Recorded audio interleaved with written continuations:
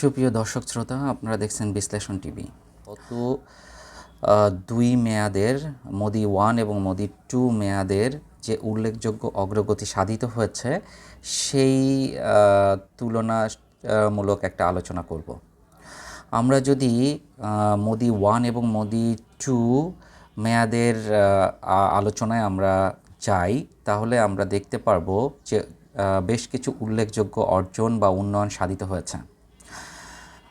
কী ধরনের উন্নয়ন? প্রথমত হচ্ছে ভারতকে পৃথিবীর পঞ্চম বৃহৎ অর্থনীতির দেশ উপহার দিয়েছেন নরেন্দ্র মোদি গত 10 বছরে। এক্ষেত্রে বলে রাখা দরকার যে নরেন্দ্র মোদি 2014 সালে যখন প্রথম মেয়াদের ক্ষমতায় আসেন, তখন কিন্তু ভারত 10ম বৃহত্তম অর্থনীতির দেশ ছিল। অর্থাৎ গত 10 বছরে তিনি ভারতকে আরও 5 ধাপ এগিয়ে আনতে সক্ষম হয়েছেন। ভারত এখন বর্তমানে পৃথিবীর পঞ্চম বৃহৎ অর্থনীতির দেশ। এরপরে নরেন্দ্র মোদি গত 10 বছরে ভারতকে একটা ভালো জায়গায় ডলারের রিজার্ভ রাখতে সক্ষম হয়েছেন। ভারতের বর্তমান ডলারের রিজার্ভ আছে $620 বিলিয়ন, যেটি যখন নরেন্দ্র মোদি 2014 সালে ক্ষমতা গ্রহণ করেন তখন সেটি ছিল 62 বা 63 বিলিয়নের মতো। অর্থাৎ সেটিকে প্রায় 10 গুণ বাড়াতে সক্ষম হয়েছেন নরেন্দ্র মোদি। এবং ভারত একটা ভালো স্ট্যাবল অর্থনীতির একটা দেশে তিনি পরিণত করতে সক্ষম হয়েছেন। এটা একটা বড় অর্জন ছিল গত 10 বছরে নরেন্দ্র মোদি 1 এবং 2 আমলে। এরপরে আমরা যদি দেখি যে রোড বা সড়ক পরিকাঠামোর ক্ষেত্রে গত 10 বছরে প্রায় 50,000 কিলোমিটার জাতীয় সড়ক পরিকাঠামো উন্নয়ন করেছেন। এটা হিউজ পরিমাণ। এটা কল্পনার অতীত উন্নয়ন সাধিত হয়েছে এখানে। একটু বলে রাখা দরকার যে 2014 সালে যখন নরেন্দ্র মোদি ক্ষমতায় আসেন, সরকার গঠন করেন তখন ইউপিএ সময়ে প্রতি দিনে 7.4 পয়েন্ট করে রোড তৈরি হতো। অর্থাৎ একদিনে 7.5 কিলোমিটারের মতো রোড তৈরি হতো। এটি 2021-22-এর দিকে নরেন্দ্র মোদি সরকারের সময়ে এটি বৃদ্ধি পেয়ে প্রায় 37-38 কিলোমিটার পর্যন্ত সেটি সাধিত হয়েছে। অর্থাৎ সেই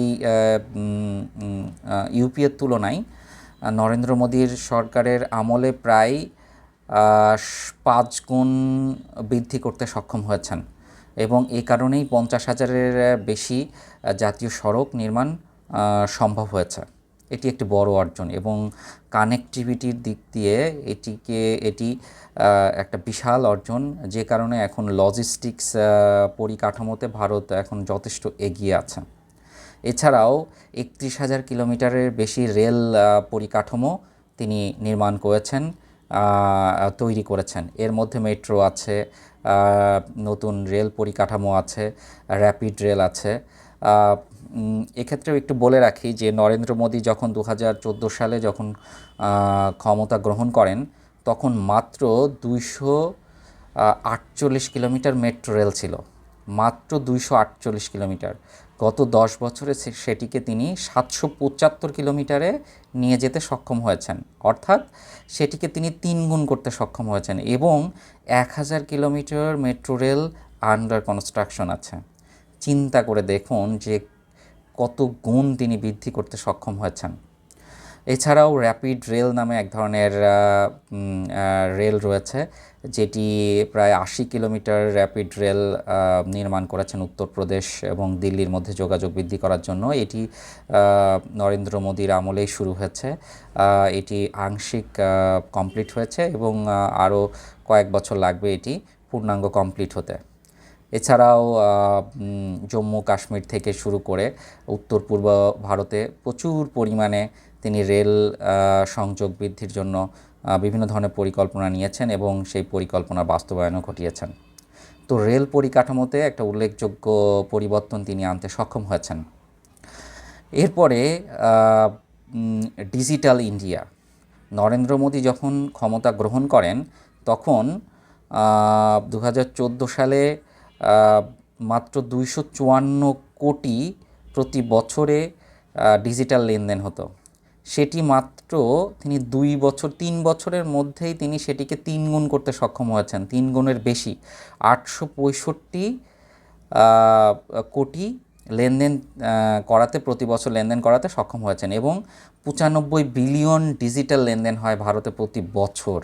এইটা আসলে চিন্তা করেন ডিজিটাল দিক দিয়ে তারা কতটা এগিয়ে আছে। এবং এখন আপনি ঝালমুড়ির দোকানে যাবেন, সেখানেও আপনি কিউআর কোড স্ক্যান করে আপনি 10 টাকা, 20 টাকা, 15 টাকাও আপনি মোবাইল অ্যাপের মাধ্যম দিয়ে আপনি সেটা পেমেন্ট করতে পারবেন। এবং তাদের যে অর্থনীতিটা, এই অর্থনীতিটা আসলে ফর্মাল একটা অর্থনীতির দিকে তিনি নিয়ে যেতে সক্ষম হয়েছেন এবং এটিকে তিনি জাতীয় যে অর্থনীতি আছে সেই অর্থনীতির মধ্যে, কাঠামোগত অর্থনীতির মধ্যে নিয়ে যেতে সক্ষম হয়েছেন। এটা একটা বড় একটা অর্জন। এরপরে যদি আমরা আসি তাহলে আমরা দেখব যে 83 বিলিয়নের বেশি প্রতিরক্ষা বাজেট তিনি ঘোষণা করেছেন। 2014 সালে যখন তিনি ক্ষমতা গ্রহণ করেছিলেন তখন এই বাজেটটা 37 বা 38 বিলিয়ন ডলারের আশেপাশে ছিল।